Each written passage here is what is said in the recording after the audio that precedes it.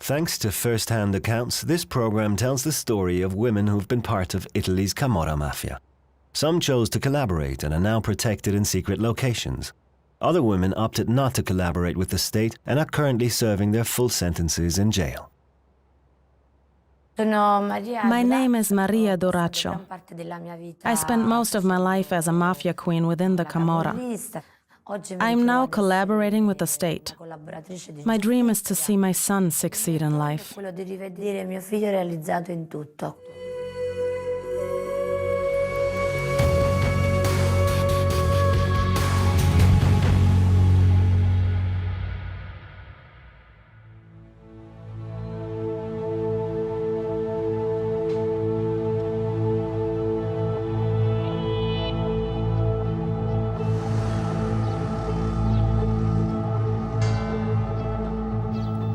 Maria Duraccio's story begins in a small town at the foot of the Vesuvius.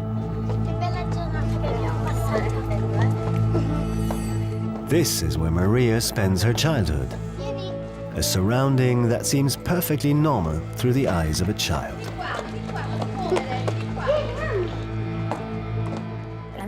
I come from a very normal family. We celebrated together. If any problems showed up, the family would come together to discuss them.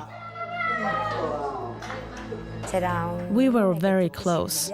Other people were jealous of how close we were. There was a Catholic school run by nuns right across the street from where I lived. I used to go to that school. I led a very normal life.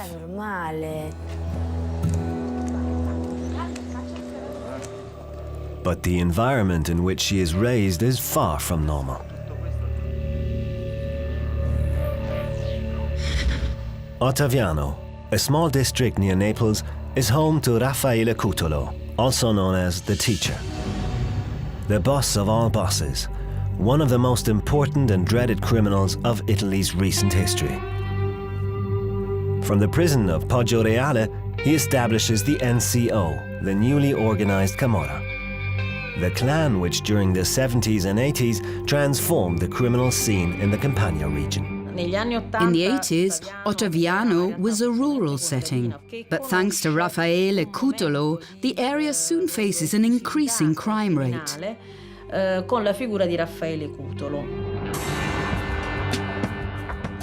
He becomes the spokesperson of the local criminal groups. They are trying to fend off an increasing presence of Sicilian clans.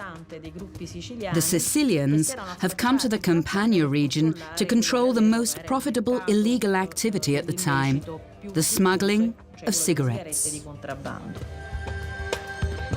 But the NCO, Raffele Cutolo's newly organized Camorra, isn't the only clan present in and around Ottaviano.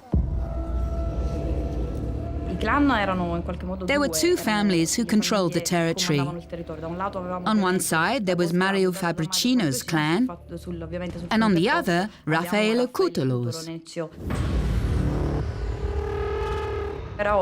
Sometimes their rivalry would become an actual blood feud, which was often carried out through the use of weapons.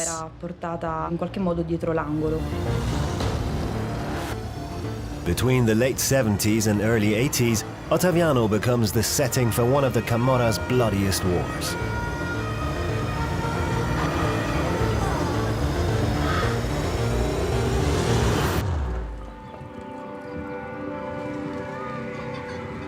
At the time, Maria is still too young to understand what's going on around her. She doesn't know that the war which is covering the streets of Ottaviano with blood involves her family as well. In the 80s, Maria Duraccio was still a little girl. Her family used to maintain very close ties with the NCO. Maria Duraccio is the niece of Giovanni Durracio, who is her father's brother. He was well respected within the Cutolo clan and was a member of an important group of the NCO.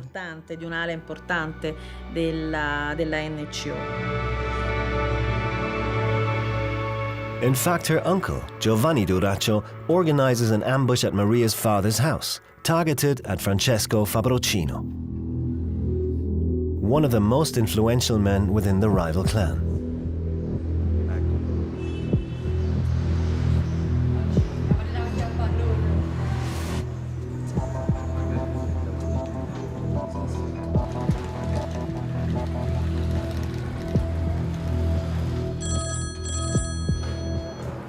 Hello? For Giovanni? We found him. We're all set. Calma, poi. E poi sa voglio la persona nostra c'è da fare sapere chi sta l'orario e tutto questo. Va buono.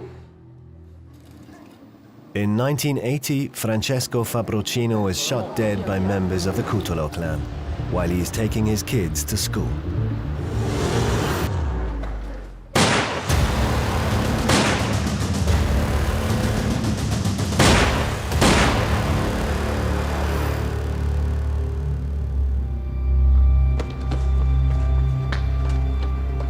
Despite appearances, Maria's family isn't normal at all. Quite the opposite. She eventually comes to realize this. When my uncle and the others came to our house, my father sent us out. We weren't allowed to stay and listen to their conversations.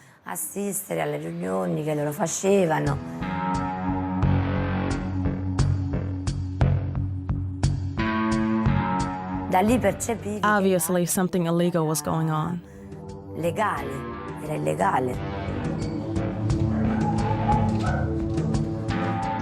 Unlike myself in the years to come, my father wasn't involved in drugs or extortion. As opposed to my uncle, he wasn't involved in murders of any kind either. No, my father was a hard-working man, and he always put his family first.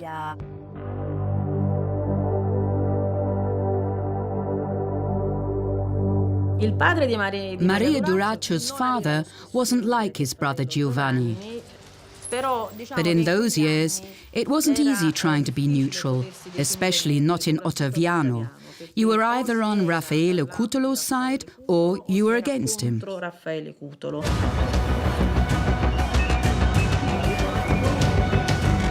It was simply impossible not to take sides in the war in Ottaviano.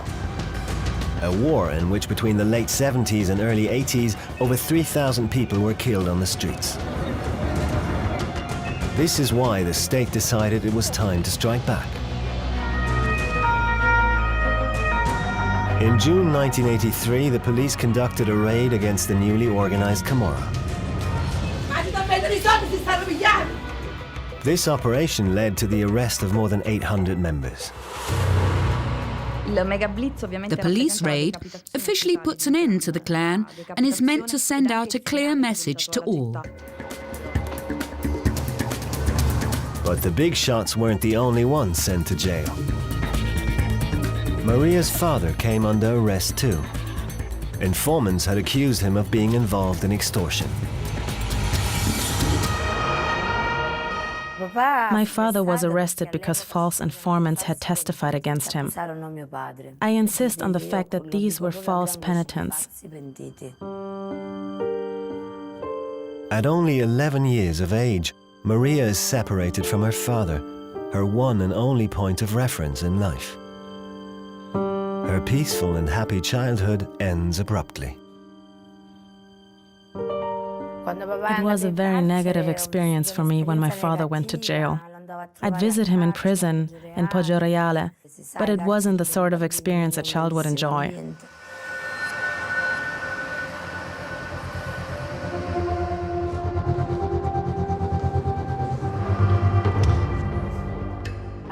I couldn't accept the fact that my father was behind bars. I really missed having him around.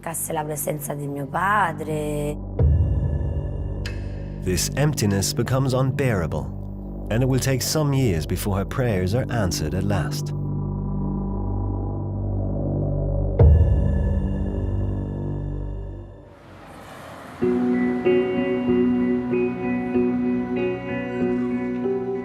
In 1986, Maria is finally able to hug her father again. After 3 years of detention, he is a free man once again. A business owner was called to testify against those people that had accused my father of extortion. This man stated that he had never seen my father before. Therefore, my father was acquitted on all charges and was found innocent.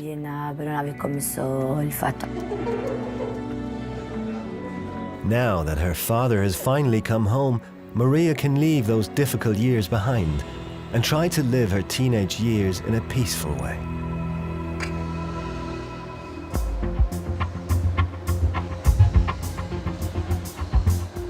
A few years have gone by since the blood feud in Ottaviano took place. Maria is no longer a naive girl, she's almost a woman. Her looks and her personality have changed too.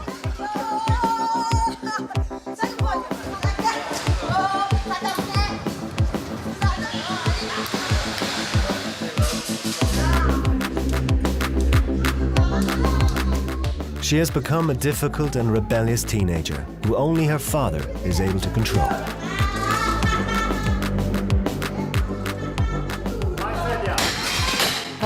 My father liked the way I did things, even if he often disagreed with me and tried to change my ways. There was great complicity between us. I wanted to be just like him. I wanted to have his strength and determination.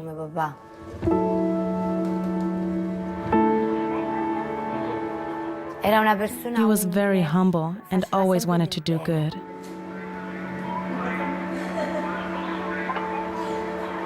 Maria very much enjoys this special relationship she has with her father. But soon she will have to give it up, this time forever. In the afternoon of January 4th, 1989, Maria's father leaves home to head off to the bakery. But on that day, someone is waiting for him outside of his house.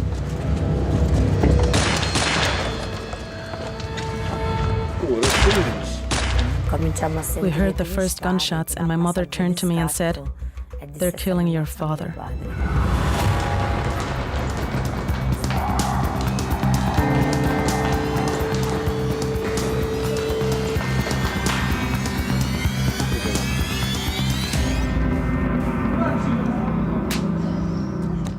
One of the men pointed a gun to my face and the other beat me violently, leaving me lying on the ground. And then they just left me there.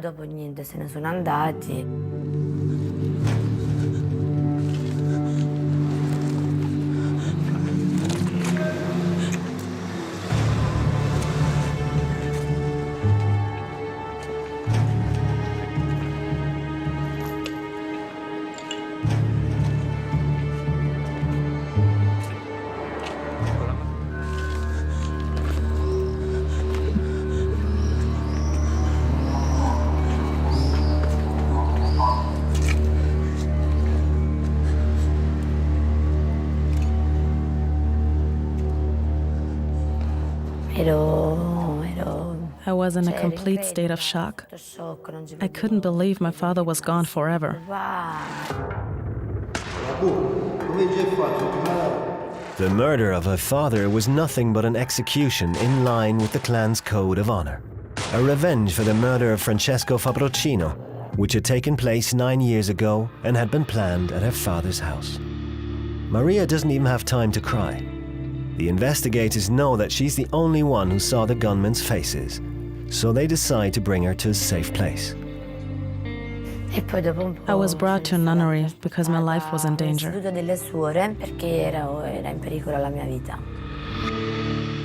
She testified as a cooperating informant.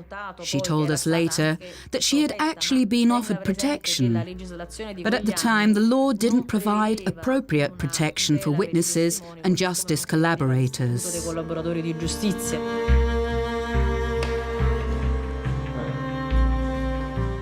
They started asking me questions and showing me pictures. I told them those weren't the men who killed my father. I was terrified they would attack my family. I never testified. The trial against my father's murderers never even came to court. Maria refuses to testify against her father's killers. She knows well that it would be tantamount to sentencing her entire family to death. Maria wants to forget everything and start a new life, even if she has to do it without the most important person. For my family, it meant we had to start all over again. We had lost the right balance to deal with our everyday difficulties. Because the most important person was missing, the one that had provided the balance before. My father was everything to me. He was the best. I just couldn't accept the fact that he was dead. It made no sense to me. After the trauma of her father's death, Maria tries in every way to lead a normal life. Far away from Ottaviano's criminal environment. After graduating from high school, she decides to go to university. I started studying religious science to get a degree. I wanted to understand why there was so much evil in the world. I was looking for answers in books.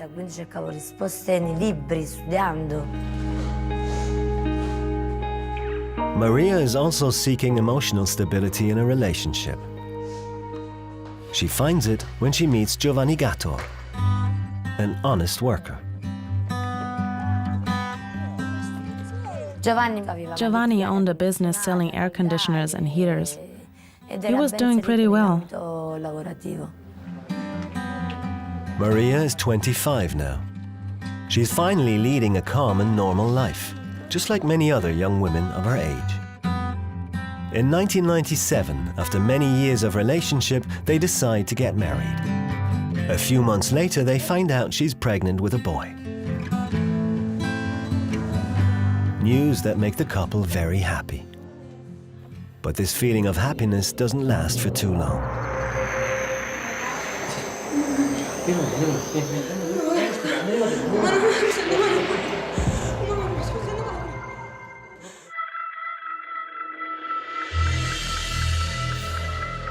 Ultrasonic testings show that their child suffers from a serious malformation. A dramatic discovery forcing them to take a decision, even if in truth Maria has already made up her mind. Religion teaches us that from the first day of conception, the mother and the father have no right to take their child's life. I had no right to take my son's life. Io non avevo nessun diritto a togliere la vita a mio figlio. Ma tu mi assassi lì, come si può cambiare così? Maria doesn't even consider the possibility of having an abortion. I don't want to do this. What don't you want to do? Listen to me once. Giovanni doesn't accept her decision. Listen to me for once. I'm the man. What are you trying to say? I don't want a baby like this. I don't want this baby.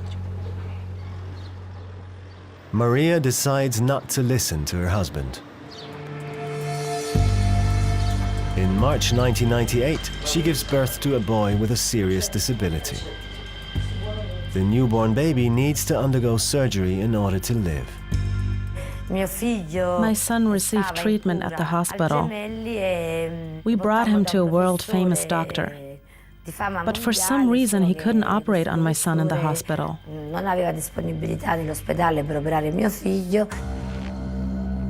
Maria knows she's running out of time. Her son needs immediate surgery at whatever cost. She decides to ask the only important person she knows for help. Rosetta Cutolo, Raffele's sister, boss of the newly organized Camorra. I met Rosetta Cutolo through my aunt, my uncle Giovanni's wife. Cutolo was in jail, and Rosetta, who looked like a humble woman, was enormously powerful. She had taken over her brother's place as leader of the newly organized Camorra. Rosetta Cutolo rappresenterà. For Raffele Cutolo, Rosetta represented the main link to his widespread criminal organization. Numerosissima organizzazione criminale. Ha sempre gestito la She was cassa the one who managed the group's cash flow. She was always the one in charge of the flow of information to and from the prison, in which Raffele Cutolo spent most of his lifetime. Gran parte della sua vita.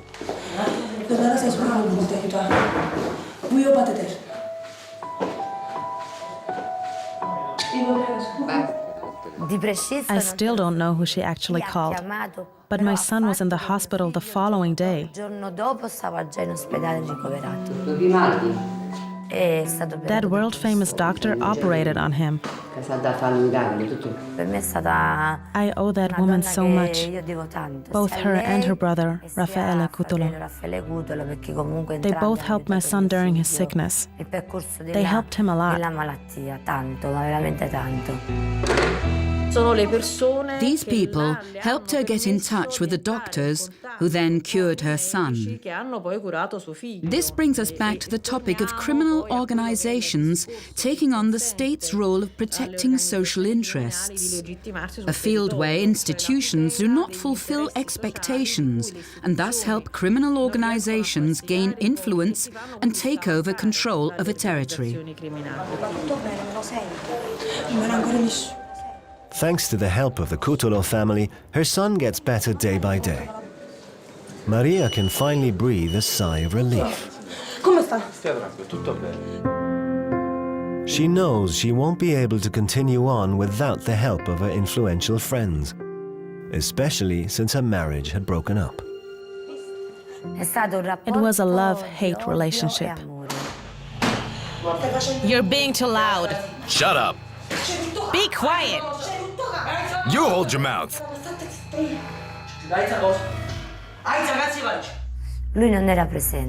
He was never around, so at a certain point we decided to go our separate ways.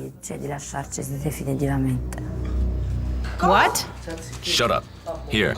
I don't need your money, you piece of shit!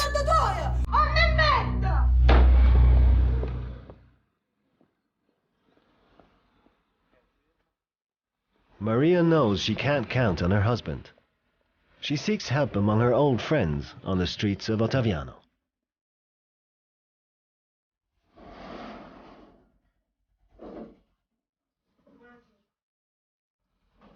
I need to talk to you. What do you want? Maria needs money. She needs to feel safe. She needs the clan.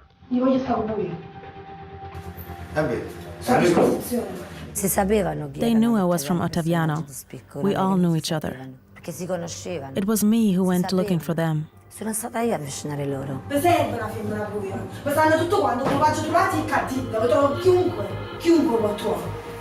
They understood I was hot-headed and rebellious and was able to do certain things. So they would ask me to do things, and I always accepted, also because I enjoy doing them.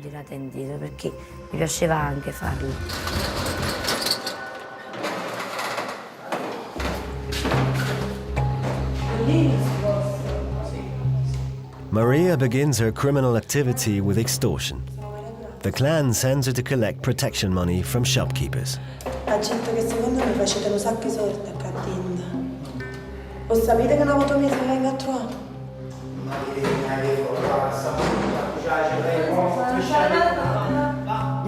The beast that was inside of me kept on rebelling, shouting. It wanted to break free.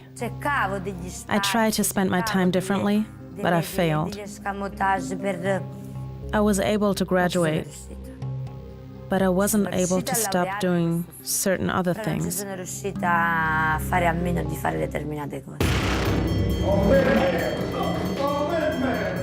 I just couldn't resist.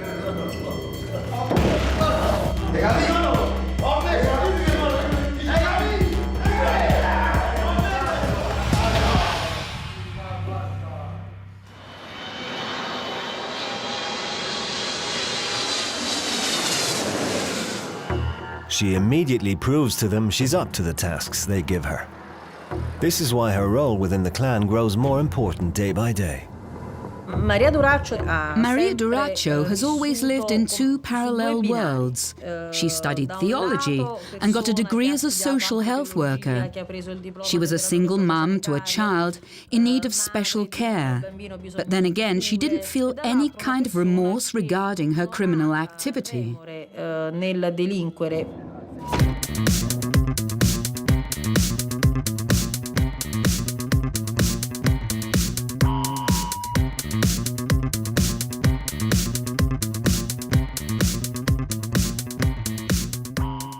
I started to get close to important people, to do them favors. I was a drug runner and delivered weapons to people.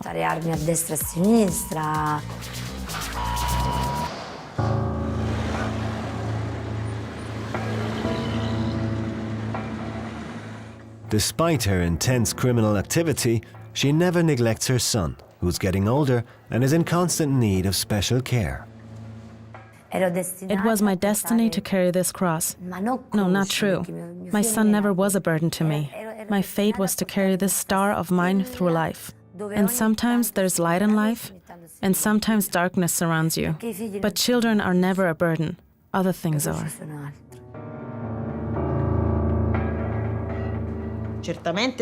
She certainly received help from Rosetta Cutolo, but still she felt as if she was entitled to take whatever she needed for her son, even if it meant oppressing, attacking, or threatening other people.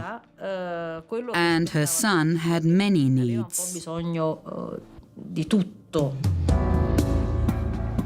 Maria knows this kind of life is likely to expose her son to serious dangers, but she doesn't want to back down and give up the prestige and power she has earned within the group.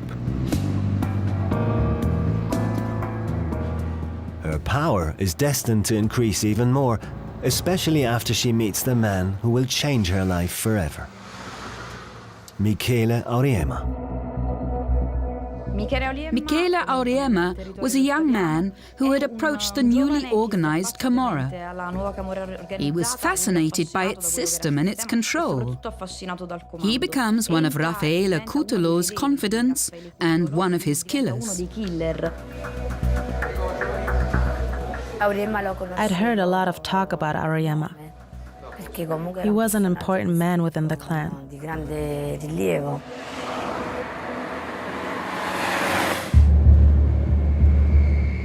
In July 2007, Michele Auriemma is temporarily released from jail. He'd been found guilty of murder and has spent a few years behind bars. He decides to take over control of the criminal activities in Ottaviano.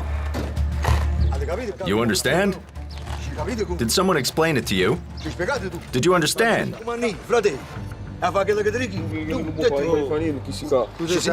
You understand? Good boy. Get out of here.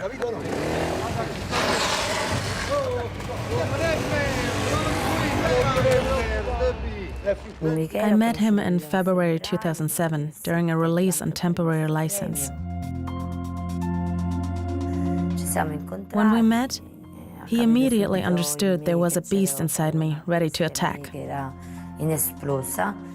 And very quickly we noticed the special chemistry between us.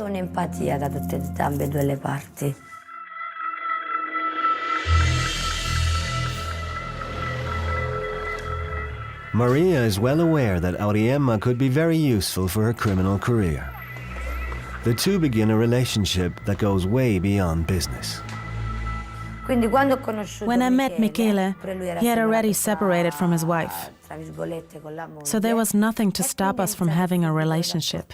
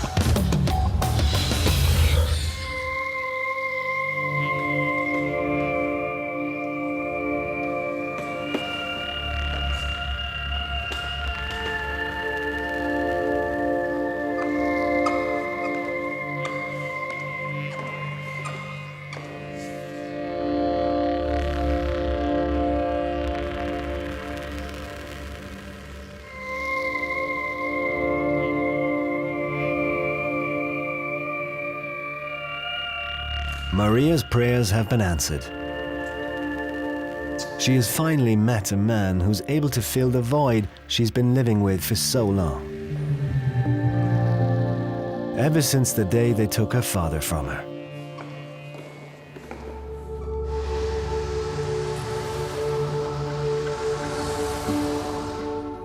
The news that Michela Auriemma has reappeared on the scene doesn't just draw Maria's attention.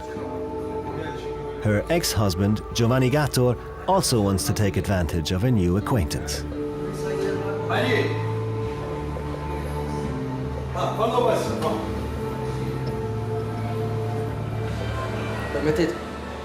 Giovanni Gattor joined us because he had decided to quit working.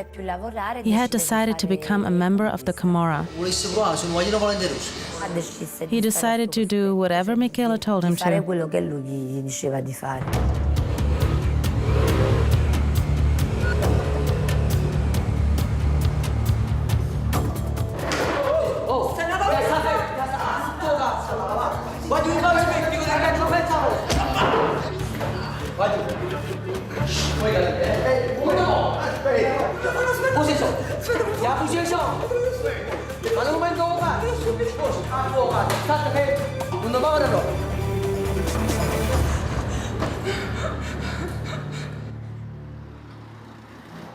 The number of men under Auriemma's command increased day by day, and so do the clan's criminal activities.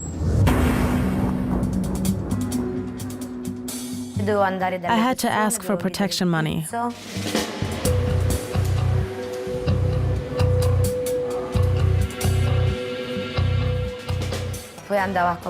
While he bought cocaine, hash, weed. I passed them on to the men who were responsible for the trafficking. I collected the money that went straight to the clan's coffers.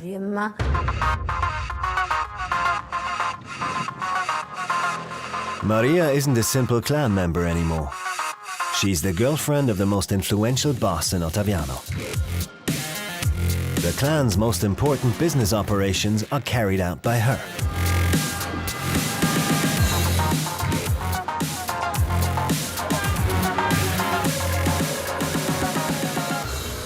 Maria Duraccio's criminal activities draw the attention of investigators.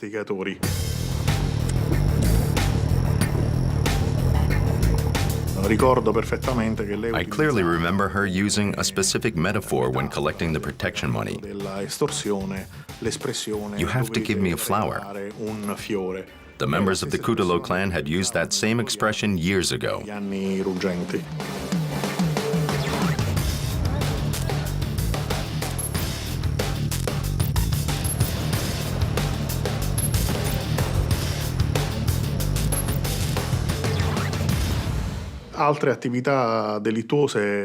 Durracio was also responsible for the transport of concealed weapons that belonged to Michele Auriemma and his criminal group.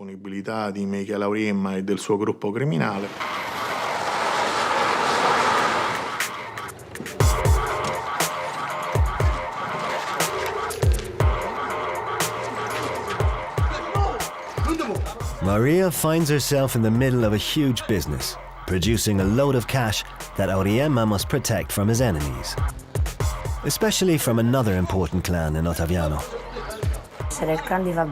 Auriemma turned against Fabbrocino's clan. Initially, they had agreed on splitting the control over the territory. One part belonged to him, and the other was theirs. Then Michele decided to break this pact and asked shopkeepers and business owners for protection money.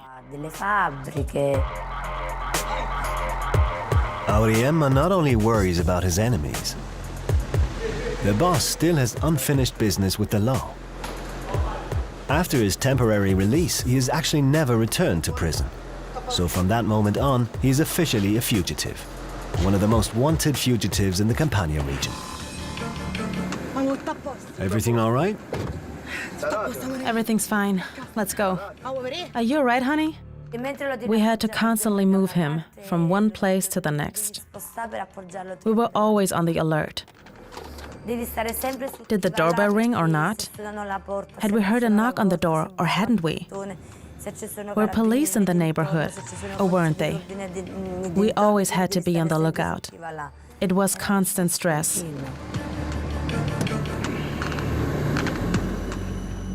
This woman is everything to him, his lover, his wife, but also his mother, because she was the one taking care of him. But still, Auriemma never even budges an inch when it comes to controlling his territory. In a way, Michele Auriemma was trying to create the old NCO, but this time without Raffele Cutolo's fellow fighters.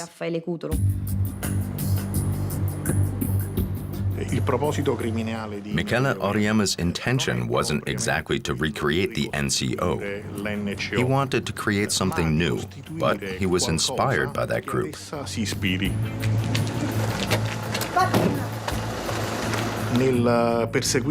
followed the NCO's code of honor and used the same methods to control the territory. What happened? I'm scared. What if they arrest you? Don't worry. He knows he's playing with fire. Their idea was to split Ottaviano's territory in half, but this was clearly their concept alone. The other clan had no such intentions. They had never ever shared anything at all. Auriemma wants to restore the old balance in Ottaviano. But in order to achieve this, he first has to get rid of all his potential enemies. Nicola Smarazzo is one of them.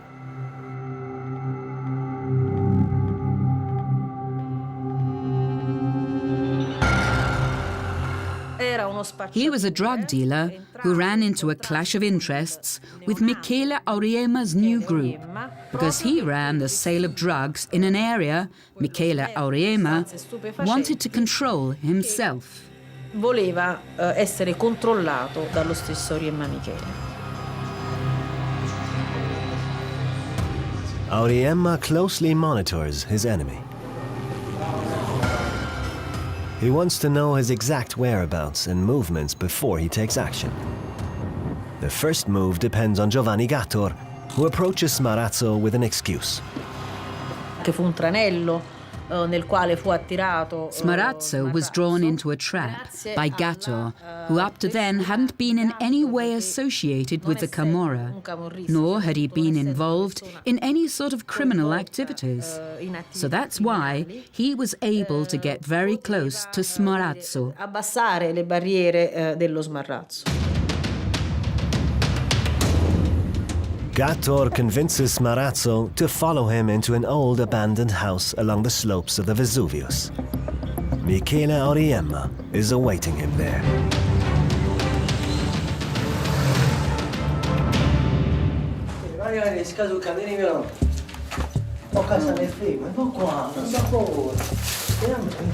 Poi non è più una scala, è fermo, Insieme?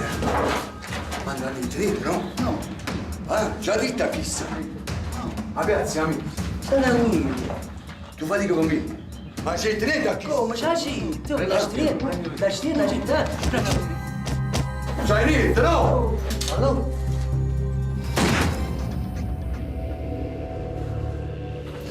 E battimi tu, mi raccomando, state zitti. While Auriemma and his men get rid of Smarazzo's body, Gattor is sent to Maria's house to hide the weapons. He brought the weapons to my house in order to hide them there. Già, e guarda, ragazzi! Su creatura! E purezza! Non ci I went there, but I hadn't realized they had actually killed someone. What's going on? Tell me what's going on. Let's get out of here, don't worry. When Maria arrives at the crime scene, Auriemma is able to calm her down. He doesn't tell her about the murder.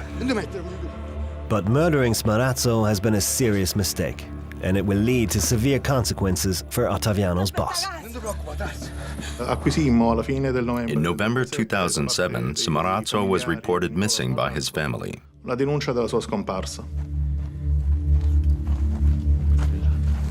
His death and disappearance was a wake-up call for the investigators. It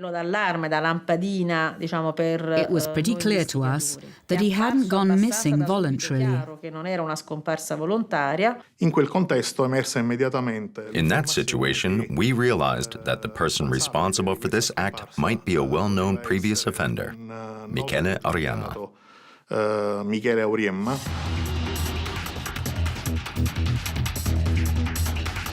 The investigators come to the conclusion that Michele Auriemma is responsible for Smarazzo's disappearance. On January 3, 2008, Ottaviano's police decide to take action and bring Auriemma to justice.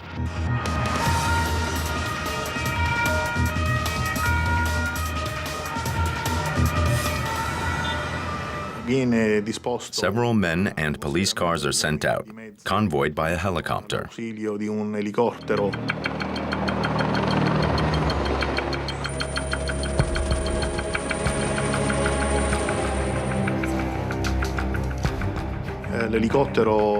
helicopter arrived at the house where Auriemma was hiding.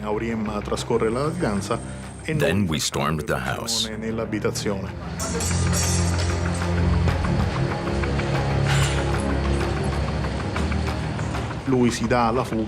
He made an attempt to escape to the nearby countryside. We conducted a search for Michele Auriemma, and after about 30 or 40 minutes, the police were able to track him down. They stood face to face with Michele Auriemma. He finally surrendered without putting up a fight or another attempt at escaping.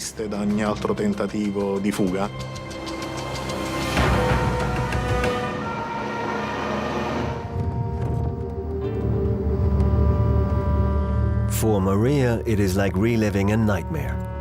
Once again, the most important man in her life is sent to prison.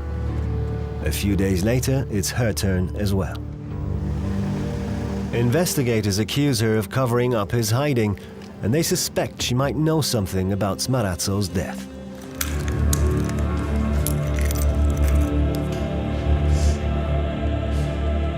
For Maria, the day of reckoning has arrived. Maria Duraccio, nell'immediatezza del suo accompagnamento. When Maria Duraccio arrived here, she didn't have quite a collaborative attitude. She decided to keep quiet and not to say a word. Categorico.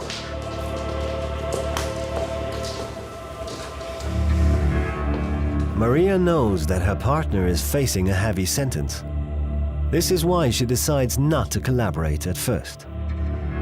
It is actually Auriemma who convinces her that she has no choice but to collaborate. She had the chance to talk to him once or twice before she finally decided to collaborate. Nobody forced us. We chose to do it. It's a choice you have to make. It's either black or white. You either collaborate or you don't. I'm only doing this for my son. I was lucky enough to meet Simona Di Monte, who was the magistrate. We didn't make any kind of pact.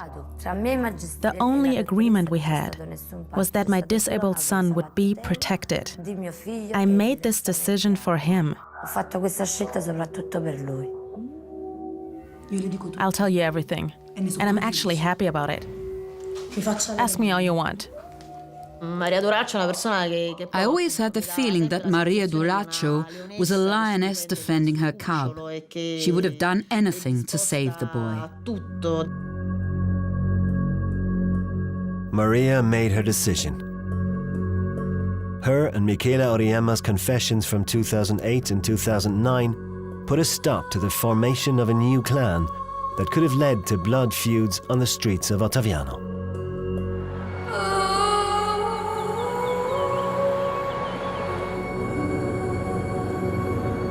Following her collaboration, Maria and her son were transferred under false identity to a secret location where they still live today. At first it was tough. Whoever lives under protection must follow the state's rules. It's not exactly a picnic. You stop being a member of the Camorra by dying or by changing identity, which in a way is like dying. Because you give up your entire previous life completely and you take on a new role.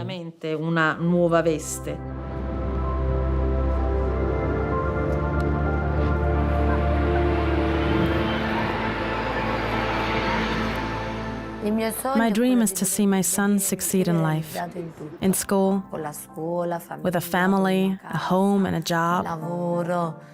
I want my son to succeed in life. Maria Duraccio is currently on trial for extortion, international drug trafficking, illegal possession of weapons and involvement with the Mafia. After 8 years behind bars, Michele Auriemma was able to join Maria and her son. They are currently living together under protection.